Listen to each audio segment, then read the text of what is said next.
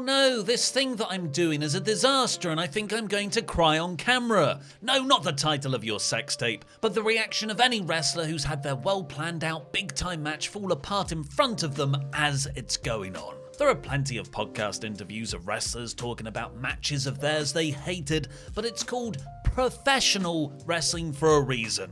Charlotte Flair, it's called professional wrestling. Most people keep those frustrations to themselves until the rare instances where they don't. And we get a glimpse behind the wrestling veil of kayfabe to see a grumpy Undertaker. Such a grumpy taker. Sometimes it's bad booking. Others, it's the fans. And occasionally, things just go plain old wrong.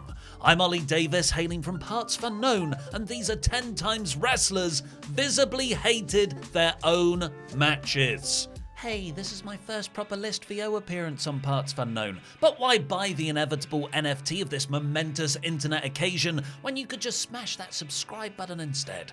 Please, every extra subscribe shows my boss that people like me. Wait a second, I'm the boss. God damn it! Well, subscribe anyway to see if we can fill the gaping void of my self-esteem together. Also a title of your sex tape. Number 10.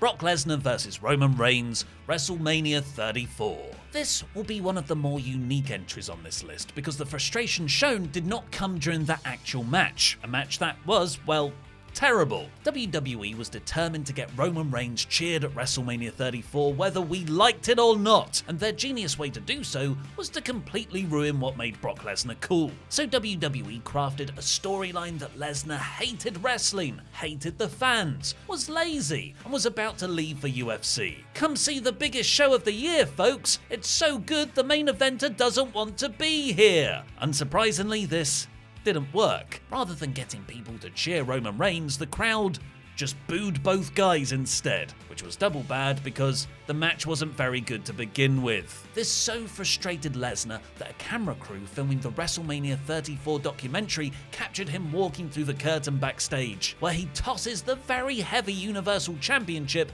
at Vince McMahon before storming off. Number 9. Charlotte Flair vs Sasha Banks, SummerSlam 2016. Charlotte Flair vs Sasha Banks, a tale as old as time. This match could be happening as you watch this video, could be happening as it's being recorded, yet all of them will probably be better than this match at SummerSlam 2016. While not a terrible match or anything, there are several botched spots, including Charlotte dropping Sasha back first on the top rope, causing her to land on her head. Upon winning the women's title, Charlotte snatched the belt from the referee and looked visibly annoyed. Charlotte later discussed this in an interview with Ryan Satin, saying she was not there as a performer at the time of this match and was nervous and in her own head. She also said she'd love to redo the match now with more experience. Number 8. The Brothers of Destruction vs Chronic, Unforgiven 2001.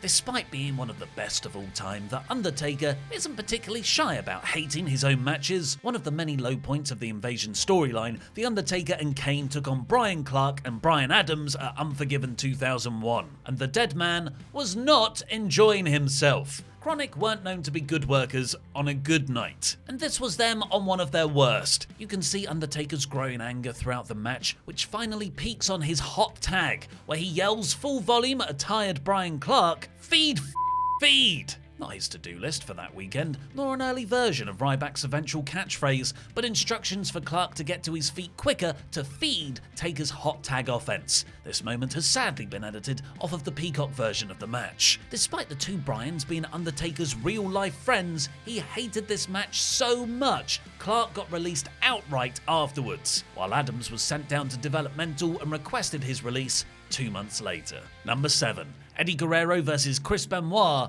One Night Stand 2005. Despite their storied history around the world, very little of Eddie Guerrero and Chris Benoit's kayfabe rivalry actually took place in WWE. One of their few matches there took place at One Night Stand 2005 and it was okay, but to a perfectionist like Eddie Guerrero, just okay might as well be -5 stars, end of the world horrible. According to PW Torch at the time, Guerrero became very frustrated by fans chanting obscenities at Edge, who was watching from the balcony instead of watching the actual match, which you can see on his face. Eddie wasn't happy with his own performance either, as you can see him say, "I owe you one" to Benoit after the match. Number 6. Goldberg vs Brock Lesnar, WrestleMania 20. While they would have an excellent program over a decade later, in 2004 both Goldberg and Lesnar wanted to get as far away from WWE as possible, so WWE booked them in a match at their biggest show of the year. Goldberg had signed a one-year deal in 2003, where he was booked against what made him work in WCW. Lesnar, meanwhile, had become fed up with the constant travel of life in WWE and was on his way out as well. In front of a New York WrestleMania crowd, which is probably the most vocal and in-the-know crowd possible, meaning they were well aware of the dirt sheet reports that both guys were done with WWE, these men were roundly booed out the building. Goldberg is livid, shouted as he stomps around the ring, while Brock took the time to give the big double bird to the crowd. These are two men who were done with the fans, and the fans were done with them.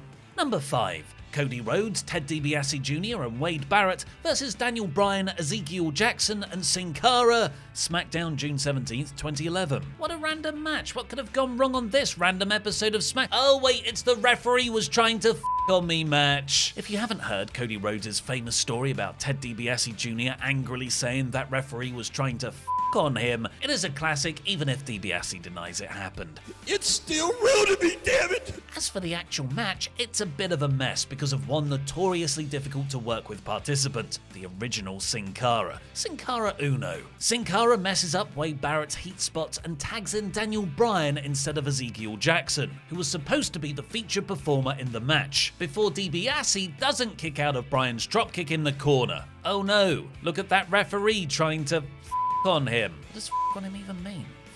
Feed? Barrett is visibly pissed, and before Rhodes can tell him to jump the baby faces to salvage the segment, he had already stormed backstage. Rhodes has said Ezekiel Jackson was also not happy about the match as he wasn't able to get his big comeback in, but he did a much better job of hiding his disgust as he had to pretend to be happy that his team had just won a match they weren't meant to.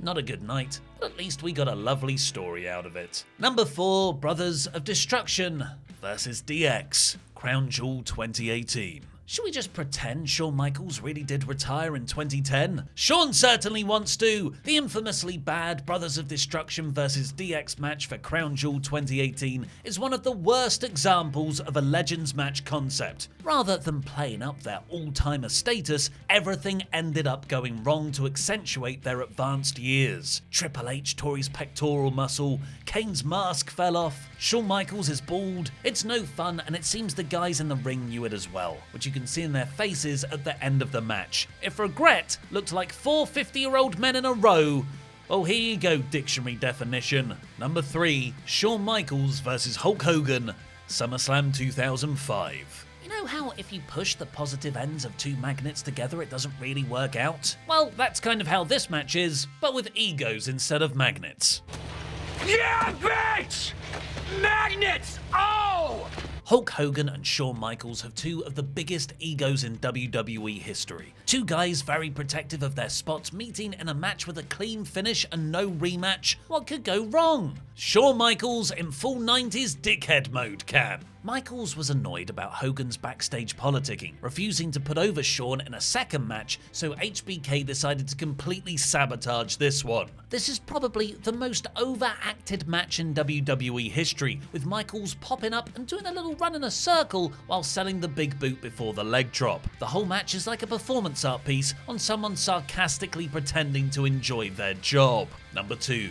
The Undertaker vs Goldberg, Super Showdown 2019. Saudi Arabia, the true home of wrestling legends embarrassing themselves in terrible nostalgia matches. And the worst of them all, yet again starring The Undertaker, was the Dead Man vs Goldberg at Super Showdown 2019. Because Goldberg suffered a concussion almost immediately, the match became a slow-motion train wreck from the start. The two can't make a tombstone reversal work, Goldberg drops The Undertaker on his head in a botched jackhammer, and then The Undertaker gets the win with the limpest chokeslam of the decade. Whereupon he sits up in victory with a face that says, well, The match was discussed at length in the Last Ride documentary series with Taker and Michelle McCool, revealing just how badly the botched jackhammer messed up Taker's back. Number 1. Sting vs Jeff Hardy, TNA Victory Road 2011. In 2011, we got one of the saddest, most frustrating and potentially dangerous matches ever as Hardy challenged Sting for the TNA Heavyweight Championship at Victory Road. You could tell something was wrong from the start as Hardy walks to the ring,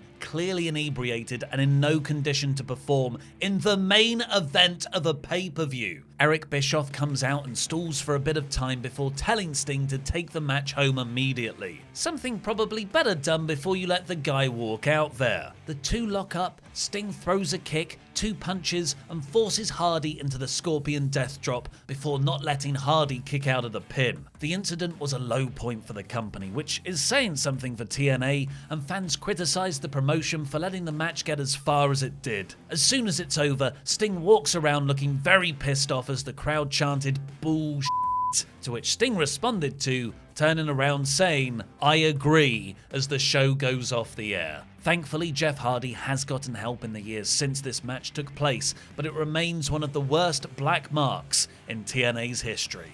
Did I miss any off? What are some other pissed off moments in wrestling? Let me know in the comments while I'll be replying to as many as I can from out of nowhere. And remember to give us a subscribe to help my self-esteem. I mean, help grow and support PartsFunKnown. We've got loads more lists you can watch right now. Check out 10 times Vince McMahon lost his S-word on camera by clicking the video on screen now.